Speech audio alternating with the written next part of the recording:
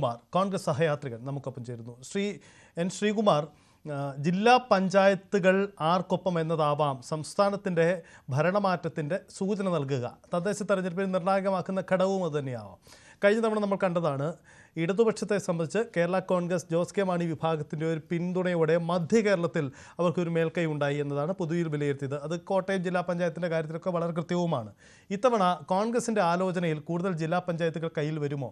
കഴിഞ്ഞ തവണ അമ്പേ ദുർബലമായിരുന്നു കോൺഗ്രസിൻ്റെ ജില്ലാ പഞ്ചായത്തുകളിലെ സ്വാധീനം. അതായത് ഈ തദ്ദേശ തെരഞ്ഞെടുപ്പ് എന്ന് പറയുന്നത് ഈ പഞ്ചായത്ത് രാഷ്ട്രീയം എന്നുണ്ട്. ഈ പഞ്ചായത്ത് രാഷ്ട്രീയം എന്ന് വെച്ചാല് അത് ജില്ലാ പഞ്ചായത്താണോ ബ്ലോക്ക് ഗ്രാമപഞ്ചായത്താണോ എന്നുള്ള വേർതിരിവൊന്നുമില്ല. ഇപ്പൊ ഞാൻ ഉദാഹരണം പറയാം. 1991 നയനാരുടെ സമയത്ത് ജില്ലാ കൗൺസിൽ തെരഞ്ഞെടുപ്പ് ഏതാണ്ട് 13 ജില്ലാ കൗൺസിലായിരുന്നു. ജില്ലാ കൗൺസിൽ CPM കിട്ടി. അപ്പൊ ഇവരെന്തെന്ന് വെച്ചാല് ഒരു വർഷം ബാക്കിയുള്ളപ്പോ ആ സർക്കാരിനെ കാലാവധി തീരുന്നതിന് മുമ്പ് പിരിച്ചുവിട്ടു.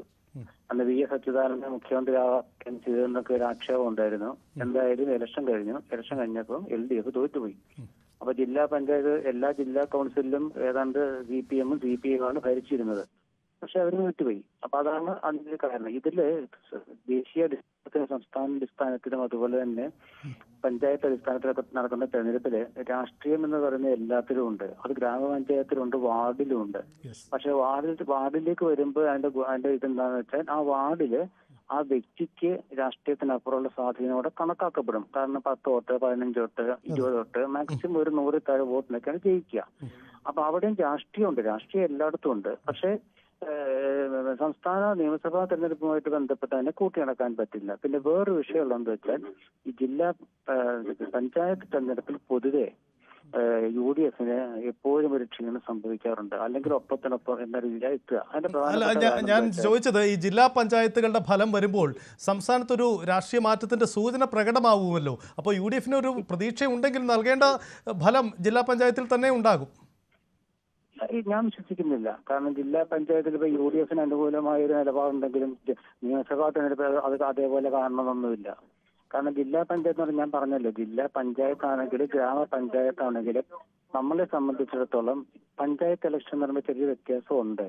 അതിപ്പോ ജില്ലാ പഞ്ചായത്തിലേക്ക് മത്സരിക്കുന്ന ആളാണെങ്കിൽ പോലും അവർക്ക് പ്രാദേശിക സ്വാധീനത്തിന്റെ വിഷയമുണ്ട്. നേരെ മറിച്ച് നിയമസഭാ ഇലക്ഷൻ വരുമ്പോൾ അതല്ല. നിയമസഭാ ഇലക്ഷൻ വരുമ്പോൾ സ്റ്റേറ്റ് പൊളിറ്റിക്സ്, കേരള ഭരണം മാറ്റുന്ന രീതിയിലേക്ക് വരും. ആ ഒരു വ്യത്യാസം എപ്പോഴും അവിടെ കാണുന്നുണ്ട്. അതുകൊണ്ട് തന്നെ 1991 ജില്ലാ കൗൺസിലിനെ കുറിച്ച് പറഞ്ഞത് അതാണ് നമ്മുടെ മുമ്പിലുള്ള ഏറ്റവും വലിയ ഉദാഹരണം. പിന്നെ അത് മാത്രമല്ല, ഇപ്പൊ ഈ സാധാരണ ഉപതെരഞ്ഞെടുപ്പ് ഫലങ്ങളൊക്കെ ഒരു സൂര്യനാണെന്നൊക്കെ പറയുന്നുണ്ടെങ്കിലും അത് ഒരു പരിധിവരെയൊക്കെ പറ്റാറുള്ളൂ.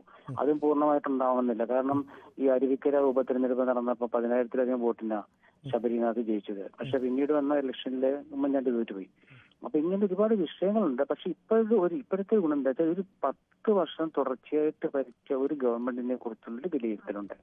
ആ വിലയിരുത്തലിൽ 2 രീതിയിലുണ്ട്. ഒന്ന് പാർട്ടിക്കാരുടെ വിലയിരുത്തലുണ്ട്. പാർട്ടിക്കാരുടെ വിലയിരുത്തൽ എന്ന് വെച്ചാൽ അവരെ പഠിപ്പിച്ചൊന്നും അല്ല ഇന്ന് പാർട്ടി പറയുന്നത്. അതിപ്പോ ഇന്നിപ്പോ നിങ്ങൾ നോക്കൂ, മുസ്ലിം ലീഗാണ് UDF-നെ നയിക്കുന്ന party secretary MV Govindan master ചാനലിൽ പറഞ്ഞിരിക്കുക. ഇത് കഴിഞ്ഞ ഇലക്ഷനിൽ ഇവര് പറഞ്ഞു KPCC പ്രസിഡന്റിനെ നിയോഗിക്കുന്ന മുസ്ലിം ലീഗാണ്. അപ്പൊ അതൊക്കെ ജനങ്ങളും അതുപോലെ പാർട്ടി പ്രവർത്തകർ കണ്ട് മടുത്തു കഴിഞ്ഞു. ഒരു കാര്യം നിങ്ങൾ നോക്കിക്കോളൂ, ഇത് കേരളത്തില് ഒരു 15,000 CPM നേതാക്കൾക്ക് തുടർഭരണത്തിന് താല്പര്യം ഉണ്ടാവുള്ളൂ. ഒരു ജില്ലയിൽ ഇത് 100 അധികാരം. അല്ല, ഈ താങ്കൾ ഈ പറയുന്ന ഘടകമൊന്നും ജില്ലാ പഞ്ചായത്തിൽ പ്രകടമാവില്ലെന്നാണ് പറയുന്നത്.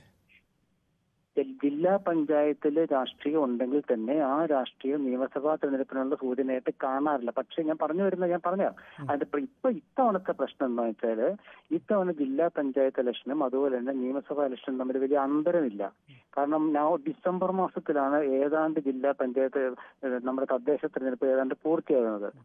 ജനുവരി, ഫെബ്രുവരി, മാർച്ച് 3 മാസം കഴിഞ്ഞാൽ നിയമസഭാ ഇലക്ഷന്റെ ഒരു ആയി.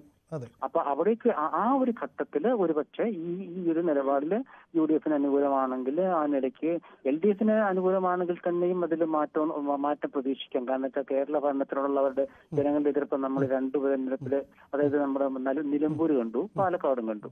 അപ്പൊ അതൊരു സൂചനയായിട്ട് കണക്കാക്കാൻ, നിലമ്പൂരിലത്തെ ഒരു സൂചനയായിട്ടെന്ന് പറയാൻ കാരണം അവിടെ സീറ്റ് പിടിച്ചെടുത്തു എന്നുള്ള വിഷയമുണ്ട്. അതല്ല, ഞാൻ തദ്ദേശ തെരഞ്ഞെടുപ്പാണ് നമ്മൾ ഉപതെരഞ്ഞെടുപ്പല്ല ഉദ്ദേശിച്ചത്. എന്തായാലും വളരെ താങ്കൾ സമയപരിമിതി കണ്ടോ, ഒന്ന് ഇടപെടുകയാണ്.